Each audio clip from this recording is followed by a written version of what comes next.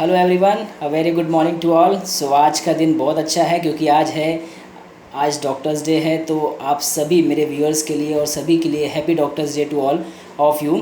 सो हमारा एम यही होना चाहिए कि हम कैसे पेशेंट को एक होम्योपैथी के लिए और होम्योपैथी मेडिसिन से कैसे पेशेंट को ठीक करें और पेशेंट को बहुत कम मतलब ऐसा इमरजेंसी हो कि जहाँ पेशेंट को इमरजेंसी में जाना पड़े और पेशेंट को एडमिट होना पड़े। हम कैसे कोशिश करते हैं कि होम्योपैथी से पेशेंट निकल जाए, पेशेंट को कम तकलीफ़ में, हम कम पेन में कैसे पेशेंट को आराम दे दें। हमारा फोकस और हमारा एम होम्योपैथी में यही है कि हम पेशेंट को किस तरह एक होम्योपैथी मैजिकल पिल्स से हम कैसे उसे ठीक करते हैं।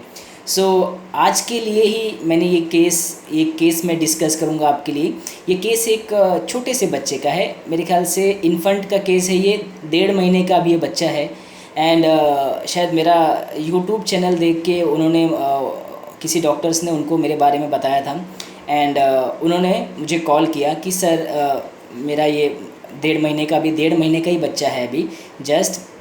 एंड जब से बर्थ हुआ है उसके बाद से हमें दिखा कि उसके जो टेस्टिस है उसमें स्वेलिंग है। तो एक टेस्टिस उससे साइज़ में बड़ा है काफ़ी। तो उन्होंने बोला कि ठीक है, हमने डॉक्टर को दिखाया तो पेडियाट्रिशियन ने बोला कि वो हाइड्रोसिल डेवलप हो गया है, तो हमें इसका ऑपरेशन करना पड़ेगा। तो थोड़ा 1-2 महीना और रुक के या फिर थोड़ा टाइम रुक के हम इसको कर देंगे क्योंकि उसके बिना वो नहीं जाएगा। So parents was little discomfort. तो उन्होंने लगा कि अभी बच्चा इतना छोटा है और हम इतना बड़ा डिसीजन कैसे ले लें कि मतलब हमें ऑपरेशन करना पड़े इतने छोटे बच्चे का। सो पेडियाट्रिशियन ने एडवाइस दिया था कि ऑपरेशन तो करना ही पड़ेगा, आज नहीं तो कल, थोड़ा लेट फास्ट थोड़ा सा ये हो जाए ग्रो तो हम कर देंगे। But parents was not willing. तो उन्होंने मेरे बारे में जानकारी, मेरे बारे में उनको पता चला किसी डॉक्टर के थ्रू। तो उन्होंने मुझे कॉल किया कि सर ऐसा ऐसा तकलीफ़ है और हम नहीं चाहते कि अभी इस छोटे से बच्चे को, मेरे बच्चे को या कुछ कट करे या फिर ऑपरेशन करे, अभी हम इसके लिए चाहते नहीं। हम चाहते हैं कि मेडिसिन से ही ये ठीक हो जाए। मैंने बोला दिक्कत क्या होती है? बोले सर इसको पेन होता है, मतलब रह रह के कभी अचानक से एकदम ऐसा पैर को स्टिफ कर लेगा और बहुत ज़ोर ज़ोर से रोता है, कभी रात को कभी दिन, ऐसे अचानक से रोता है और फिर रोने लगता है, फिर चुप नहीं होता है जल्दी से। तो फिर मैंने बोला फिर क्या करते हो आप? तो उसकी मदर ने बताया कि सर ये अचानक से इसको क्या होता है कि एक साथ पता नहीं पेन होता है कि क्या होता है, एंड ही मतलब ही स्टार्ट क्राइंग, बस वो रोते रहता है। तो मैं क्या करती हूँ, उसको चुप कराने के लिए कोशिश करती हूँ, उसको फीड करने की, कि मैं उसको कैसे पोजीशन में लेके उसको फीड करूँ और उसको अपना फीडिंग करने की कोशिश करती हूँ, उसके मुंह में डालती हूँ ज़बरदस्ती, बिकॉज वो लेता नहीं है उस टाइम जब उसको पेन होता है ना। तो ही रिफ्यूजेस्ट, मतलब वो लेता ही नहीं है मुँह, मैं इसको मुंह में पुश करती हूँ मगर वो निकाल देता है मुँह से, वो निकाल के बाहर कर देता है। तो मैं बार बार सोचती हूँ कि किसी तरह से वो चुप हो जाए। देन मगर 1-2 बार 2-3 अटैम्प्ट करती हूँ, मगर तीसरे चौथे अटैम्प्ट में क्या करता है वो कि he was not willing to take. तो वो क्या करता है कि वो एकदम मसक के ऐसा, मतलब रेस्टलेस होकर बाइट कर देता है। मतलब वो 1-2 बार नहीं करेगा, मगर जो थर्ड फोर्थ, जब अगर मैं ज़्यादा ये करती हूँ कि मतलब नहीं थोड़ा मुंह में डाल के शायद वो चुप हो जाए, उसको फीडिंग भूख लग जाए या फिर थोड़ा पेट भर जाएगा तो शायद बंद हो जाए, मगर वो तीसरे चौथे अटैम्प्ट में द चाइल्ड वॉज क्रैंकी हो जाता है और वो स्टार्टेड टू बाइटिंग, तो वो बाइट करने लगता है। इस तरह से वो करता है। तो मैंने बोला फिर आप चुप कैसे करते हो? तो बोले फिर वो कुछ टाइम के लिए उसके फादर लेके उसको मतलब ये लेके बाहर जाते हैं, उठाते हैं, घुमाते हैं, तो थोड़ा टाइम में वो शांत हो जाता है। हम उस पर थोड़ा सा ऐसे ऐसे ये करते हैं, प्रेस करते हैं या फिर ऐसे मालिश करते हैं हल्का हल्का, तो कभी थोड़े टाइम में वो कम हो जाता है। जब नहीं कम होता है तो कभी हम उसको क्रोसिन का या कुछ सिरप पिला देते हैं, ये 2-3 ड्रॉप, तो उससे शायद कम हो जाता है। तो ऐसा सिचुएशन चल रहा है। And that time the child was crying. जब मैं ये केस ले रहा था तो चाइल्ड वॉज, शायद उसको उस समय पेन हो रहा था एंड वो ऐसा बिस्तर पे लेटा हुआ है and he was continuously crying. तो मदर ने क्या किया कि मदर एक्सप्लेन कर रही थी, तो I was just observing, child was very cranky and very crying. तो जैसे ही उसके फादर ने उसको गोद में लिया एंड गोद में लेते ही बच्चा शांत हो गया। एंड दैट टाइम मुझे वो मेडिसिन क्लिक हो गई और मैंने उसे फिर वो मेडिसिन दे दिया। मैंने बोला ठीक है कोई बात नहीं, क्योंकि हमें मदर जो भी बोल रही है शांत नहीं होता है, मैं फीडिंग करती हूँ, मुंह में कंटिन्यूसली प्रेस करने की कोशिश करती हूँ, मगर वो लेता नहीं है, चुप नहीं होता। मगर यहाँ क्या हमने देखा, हमें हमारा हमारा फोकस ऑब्जर्वेशन रहना चाहिए 24 मतलब 24 आवर्स नहीं बोल रहा हूँ, सॉरी। हमें उस समय के लिए हमें हमारा केस टेकिंग में ऑब्जर्वर जो पेशेंट है उस पर होना चाहिए कि पेशेंट क्या कर रहा है। मदर बोल रही वो है, मगर प्रेजेंट परसिस्टेंट प्रीडोमिनेंट हम इसलिए इंपॉर्टेंट देते हैं कि मदर बोलती है चुप नहीं होता, मगर जैसे ही the child was very cranky and he जोर जोर से वो रो रहा है, एंड जैसे ही फादर ने उसे कैरी किया, कैरी करने के बाद क्या हुआ कि वो उससे चुप हो गया, ठीक है, एंड वॉज उसके गोद में जाते ही कंफर्ट में आ गया। सो यहाँ मुझे वो मेडिसिन का स्ट्राइक हो गया, क्योंकि बाकी सपोर्टिव रूब्रिक थे मेरे पास। डिफ्रेंशिएशन के लिए रूब्रिक चाहिए थे मुझे जो और केस को स्ट्रॉन्ग बना दे और सिमिलिमम तक मैं और स्ट्रांगली उस तरीके से मेडिसिन देने के बाद पेशेंट को अच्छा लगे। सो मैंने वो मेडिसिन उसको बोला कि 30 पोटेंसी में देने के लिए। 30 पोटेंसी में सिर्फ एक सिंगल डोज मैंने बोला था कि सिंगल डोज दीजिए। उसको मैंने शायद 1 चम्मच पानी में एक ड्रॉप डाल के मैंने बोला कि इसको स्टर करके आप थोड़ा सा उसको हल्का हल्का पिला दो, ठीक है। तो एक डोज देने के बाद तो क्या हुआ कि एक डोज देने के बाद उसके 7 डेज़ में मुझे, और हाँ उसको कॉन्स्टिपेशन, और इसकी मदर ने बताया कि उसको मतलब ये स्टूल भी पास प्रॉपरली नहीं करता है, बहुत प्रेशर लगाता है। सो ऐसे उसको चल रहा था बाय बर्थ। तो आफ्टर 1 डोज क्या हुआ कि विदिन 5 to 6 डेज़ में उसको लूज़ मोशन चालू हो गया 3 टाइम 4 टाइम। तो ये लूज़ मोशन का, तो उसके मदर पैनिक होकर मुझे कॉल किया कि सर ऐसा ऐसा तकलीफ़ हो रहा है, बच्चे को लूज़ मोशन हो रहा है, आप मेडिसिन दे देंगे। मतलब कोई बात नहीं, ये बॉडी में क्या होता है कि इन्फेक्शन हो गया था, तो उसकी वजह से क्या होता है ब्लॉटेड एब्डोमेन था, तो जिसकी वजह से उसको स्टूल पास नहीं हो रहा था और उसका स्वेलिंग जनरेट हो रहा था। तो now the pressure is releasing, now the body is cleaning process ना, तो आप इसको क्लीन करने दीजिए, डोंट वरी, बच्चे को कोई प्रॉब्लम नहीं होगी, 1-2 दिन चलेगा process and he was fine. तो मगर mother was assured because 5 days में उसकी स्वेलिंग में रिडक्शन था और 5 डेज़ में पेन नहीं हुआ, सबसे एक बेस्ट पार्ट था 30 देने के बाद। सो 2 दिन उसका लूज मोशन चला and 3rd day he was quite better, वो एकदम ठीक हो गया। 1 मंथ 2 मंथ जैसे जैसे मेडिसिन, विदिन 2-3 मंथ में उसका सारा का सारा जो टेस्टिकल स्वेलिंग था वो टोटली वैनिश हो गया।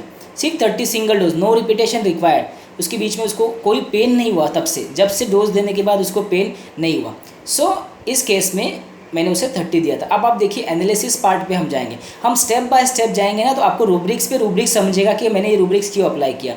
तो फर्स्ट ऑफ ऑल मदर ने क्या बोला कि जब उसको दर्द होता है ना, तो ही वॉज वीपिंग, मतलब वो दर्द होता है तो क्या करता है बच्चा, तो हम बच्चा रोता है तो हमें बहुत ईजी रूब्रिक्स के थ्रू जाना है। तो वीपिंग पेन विद द, ठीक है, हमारे पास रूब्रिक है weeping with the pain. Patient बच्चे को पेन है ना, तो बच्चे क्या करते, तो ही वॉज क्राइंग, तो एक्सप्रेस कैसे करेंगे, रोने से। तो सिंपल फर्स्ट रूब्रिक हमने वही लगाया कि वीपिंग पेन विद द। उसके बाद उसकी मदर ने बताया कि मैं उसको चुप कराने की कोशिश करती हूँ, मगर उस समय वो फीडिंग नहीं लेता है, ही रिफ्यूजेज टू टेक फीडिंग। तो क्या करता है, अपने मुंह को इधर पलट देगा, कभी इधर पलट देगा, ऐसे में ट्राई करती हूँ कि उसको फीड करूँ। तो मदर को लगता है फीडिंग से वो चुप हो जाएगा, बट ही वॉज रिफ्यूजिंग। सो ये क्या आएगा, ईटिंग रिफ्यूज टू ईट। अब आप बोलेंगे यहाँ ईटिंग क्या है। अब देखो इन्फेंट के लिए मिल्क क्या है, वो ईटिंग ही है, वो उसका डाइट ही है। अब ईटिंग सिर्फ खाना नहीं होता है कि दाल चावल रोटी भाजी, ऐसा नहीं होता है, पूरा खाना मिल ईटिंग नहीं होता है। एक प्रेजेंट सिचुएशन के लिए, एक बच्चे के लिए ईटिंग अलग है, एक इन्फेंट के लिए अलग है, एक एडल्ट के लिए, एक ओल्ड एज के लिए, हर किसी का ईटिंग का पैटर्न अलग है। तो यहाँ का बच्चे का फीडिंग ही उसका ईटिंग है। तो हमें यहाँ बच्चा क्या कर रहा है, ईटिंग रिफ्यूज टू ईट, ठीक है, weeping pain with the and eating refuse to eat. Then mother क्या करती, 2-3 बार मतलब वो कोशिश करती कि फिर से फीड कराऊँ। तो बच्चा क्या हो जाता है, गुस्सा हो जाता है, अरे ये बार बार क्यों फीड करा रही है, मुझे नहीं करना है फीडिंग ना, क्यों फीडिंग करा रही है, ठीक है। तो बच्चा इरिटेट हो जाता है, गुस्सा आ जाता है, तो देन ही क्या करता है, वो बाइट कर लेता है। तो ये एक रूब्रिक है हमारे पास, eating anger eating when obliged to eat, ठीक है। अगर ये रूब्रिक से ही आपको केस पूरा समझ में आ जाएगा। पहला तो हमने स्टेप बाय स्टेप गया, weeping pain with the, then eating refuse to eat, then 3rd rubric, जब वो नहीं मान रही है मदर, तो बच्चा क्या करता है, उसको गुस्सा आ रहा है, यार मैं बार बार नहीं लेना चाहता हूँ, तो बार बार क्यों मुझे खिला रही है, मुझे पिला रहे हो। तो ये क्या हो गया, anger when eating obliged to मतलब यार एक बार नहीं बोला ना, नहीं चाहिए, देन 1-2 बार नहीं हुआ तो फिर देन ही वेर एंग्री, और एंग्री हो गया तो क्या कर रहा है वो, ही बाइटिंग। तो बाइटिंग रूब्रिक यहाँ आ जाएगा। देखिए स्टेप बाय स्टेप हमने रूब्रिक को अप्लाई किया है। Eating refuse to eat, anger when obliged to eat, गुस्सा आया, देन गुस्से में क्या किया उसने, बाइट कर लिया, ठीक है, एंड फोर्थ रूब्रिक, जब बच्चा बहुत क्रैंकी से रो रहा था, एट प्रेजेंट सिचुएशन मैंने क्या देखा, बच्चे जैसे ही मदर ने कुछ करने से नहीं हो रहा था तो फादर ने कैरी कर लिया। फादर के कैरी करने के बाद बच्चा चुप हो गया। तो ये क्या है, ये है quieten can not be only by being carried. तो ओनली बाय बीइंग कैरिड मतलब उसने जैसे ही उठाया और बच्चा चुप हो गया। ये मेरा ऑब्जर्वेशनल रूब्रिक यहाँ मैंने अप्लाई किया था, और ये टोटलिटी के हिसाब से मैंने उसे स्टेप बाय स्टेप जब मैंने रूब्रिक को समझा तो मेरे सामने दो ही चॉइस था एक्चुअली, एक तो चैमोमिला का था और एक अर्सेनिक का था। बट जो ये रूब्रिक मैंने अप्लाई किया, जो पेशेंट की मेंटल स्टेट को हमें समझना होता है रूब्रिक्स के थ्रू, तो एक तो ईटिंग रिफ्यूज टू इट, और जब नहीं मानी मदर तो क्या करती, anger when obliged to it. अरे नहीं चाहता ना खाना तो आप क्यों खिला रहे हो मुझे, तो उसको गुस्सा आया एंड ही बाइट। तो ये जो क्रोनोलॉजिकल रूब्रिक्स का है, यहाँ हमें वो अर्सेनिक एल्बम समझ में आया। तो सिंगल मेडिसिन है anger when eating obliged to. अब आप इसे एडल्ट में कैसे लगाते हो यार, देखो ये तो बच्चा हमें समझना है कि इसका स्टेट क्या है, ये ऑब्जर्वेशनल रूब्रिक हमें समझना पड़ेगा कि बच्चे की मेंटल स्टेट क्या कह रही है और हमें क्या समझना है। एडल्ट क्या करते बोल पाते, अरे यार एक बार मना किया ना नहीं खाना है, तो हम बोलते अरे खा ले, अरे थोड़ा सा खा ले, अरे तो एक रोटी खा ले, अरे मना किया ना नहीं खाना है मुझे, क्यों बार बार मुझे परेशान कर दो। Anger when obliged to eat, मना किया ना एक बार नहीं खाना है नहीं खाना है नहीं खाना है, फिर भी खिला रहे हो, फिर भी बोल रहे हो। तो ये होता है एडल्ट में, हम इस तरीके से इस रूब्रिक को अप्लाई करें। बट इन्फेंट केसेस में जहाँ 1.5 महीने का बच्चा है और हमें ये रूब्रिक्स को अप्लाई करना है, तो क्या होता है कि हमें सिम्टम्स ऑब्जर्व करने पड़ते हैं, मेंटल सिम्टम। तो और हमेशा हमें कहा गया है कि mental symptom not to be asked, it should be observe. तो हमें टोटली ऑब्जर्व करना है कि बच्चा क्या रिएक्शन दे रहा है, वाई ही इज़ डूइंग, ठीक है, कैसे दे रहा है ना, क्या क्या कर रहा है, कैसे कर रहा है और क्यों कर रहा है। तो ये बहुत इंपॉर्टेंट चीज़ होते हैं पैटर्न में। तो क्वाइटन कैन नॉट बी जो मैंने लास्ट में देखा, बच्चा चुप नहीं हो रहा था, तो जैसे ही फादर ने उठाया and he was quite, carried desire to be carried, ठीक है, कैरी हो गया ना, उसका आंसू उसका कैरी हो गया, कैरी होने से। तो quieten can not be only by being carried. So इसे मैंने अर्सेनिक, यहाँ मेरा रूल आउट हो गया चैमोमिला। क्वेश्चन अराइज होता सर आपने चैमोमिला क्यों नहीं दिया, मैंने चैमोमिला इसलिए नहीं दिया because anger when eating to oblige, ये रूब्रिक जहाँ मैंने एक सिस्टमेटिकली जो मैंने अप्लाई किया इस केस में, यहाँ चैमोमिला नहीं है, ठीक है, चैमोमिला यहाँ से हट गया। नहीं तो मेरे सामने डीडी के लिए चैमोमिला बहुत स्ट्रांगली था, मगर मैंने अर्सेनिक चूज़ किया। अर्सेनिक चूज़ करने के बाद, और उसकी मदर ने बताया सर ये रात भर परेशान करता है, और अर्सेनिक बच्चे बहुत परेशान करते, बाइटिंग है ना, बाइटिंग टम्बलर, एक माँ को ही काट रहा है ना, मदर उसका क्या है, टम्बलर है ना, मदर ही उसका सपोर्टिव सिस्टम है, मदर ही उसका फीडिंग का जरिया है, और उसी को ही काट ले रहा है, ठीक है। तो ये बाइटिंग हम एक्चुअली रूब्रिक्स के फॉर्म में, सिस्टमेटिकली रूब्रिक में जो हमें टोटलिटी मिलती है, हम उसके बेस पे सारे मेडिसिन को सिमिलिमम की तरह से निकालते हैं। तो यहाँ का जो सिमिलिमम है, हमें जो बहुत स्ट्राइकिंग लगा, वो मेन रूब्रिक जो है anger when eating obliged to, जैसा मैंने आपको बताया इस तरीके से बच्चे करते हैं इन्फेंट केसेस में, ठीक है, छोटे बच्चे। सो इसे मैंने अर्सेनिक 30 का सिंगल डोज दिया, और उसके बाद उसको पेन हुआ ही नहीं, ठीक है। उसके बाद उसको लूज मोशन हुआ 2 दिन लगातार, उसके बाद उसका नॉर्मल हो गया, जो कॉन्स्टिपेशन था वो भी ठीक हो गया, ठीक है, जो उसको स्टूल नहीं पास करता था, बहुत प्रेशर लगाता था, और उसकी वजह से क्या होता है कि उसका जो हाइड्रोसिल का स्वेलिंग था और एकदम टोटली निकल गया। उसके फादर का फ़ोन आया मुझे नेक्स्ट 2 मंथ 3 मंथ के बाद, सर मुझे उसके फेस पे रैशेस आ रहे हैं, उसके लिए आप मेडिसिन दे दीजिए, ठीक है। और मैंने बोला हाइड्रोसिल का स्वेलिंग, बोले सर वो तो चला गया, वो तो अब नहीं है, उसके बाद से उनको तकलीफ नहीं हुई उसका तब से उसको। So this is the beautiful case of arsenic album. छोटे बच्चे 1.5 महीने के बच्चे का केस है, ठीक है। इस तरीके से हमें पेशेंट को देखना है, ठीक है। तो नेक्स्ट टाइम हम बहुत जल्दी मिलेंगे फिर से ऐसे अच्छे केसेस, अच्छे ऑब्जर्वेशन केसेस के साथ। थैंक यू सो मच, और फिर से एक बार आप सबको हैप्पी डॉक्टर्स डे।